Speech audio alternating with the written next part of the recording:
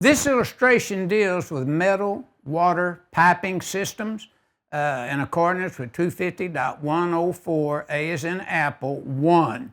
The purpose of the change was to provide a revision, and the revision has been made to clarify that bonding jumpers to metal water piping systems shall be sized in accordance with 250.102CA, except that it shall not be required to be larger than 3/0 copper or 250 kc mil aluminum, copper-clad aluminum, except is permitted in 250.104A2 and 250.104A3.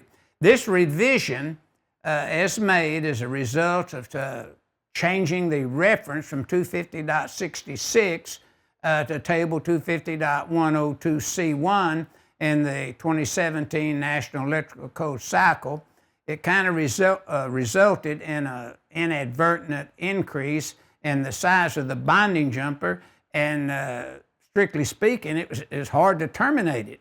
The requirement is 250.104C for structural metal and 250.104D now for separately derived systems. And then we know where we would go to size the grounding electrode conductor based upon it being like at the service or the transformer to the left.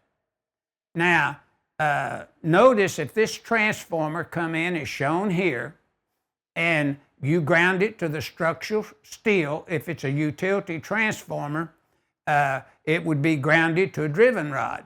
But if it's a separately derived system, you could connect it, to the steel.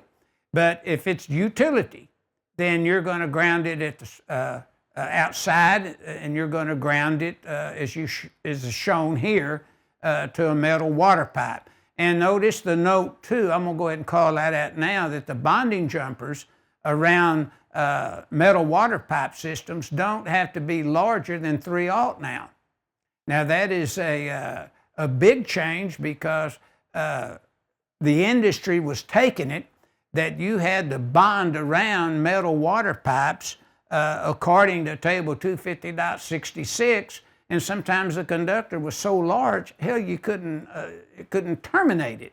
It created a very big problem to us. Now, basically now, that kind of takes care of a service in a separately derived system. But now notice the illustration right above the boxed in information here. 250.52A1 talks about bonding around, say, disposal, softeners, things like that that's underneath your sink. And notice that if there's, you can size that now by the conductor that could energize the piping. You could size it based upon the overcurrent device protecting the conductors that maybe could energize it. So you could go to table 250.122 for other bonding, which ties to 250.104CB. So look at 250.52A1 and 250.68, and you see about all those items that you would bond around. Then notice out there at that gas pipe there, or gas coming in, notice that meter, if it's not self-bonding, then you would bond around it, but you'd only have to have a 3/0 to do that.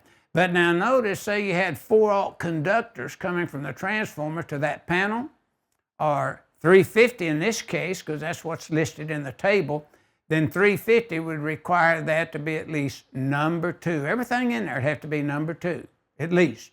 And you say, well, now wait a minute, what if the neutral had a lot of neutral load, and it was sized to be a 1/0 or 2/0?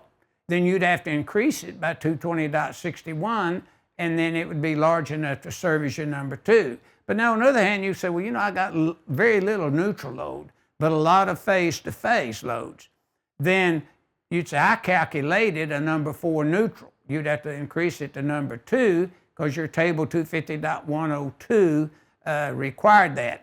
So to really understand what took place in that panel, not that you don't now, The grounded conductor or neutrals you see in print here, those are the sections that you see there that would regulate that installation so that you would not make any mistakes in designing that system properly for grounding and bonding. And we just kind of listed the table here to call your attention to how the table would be used.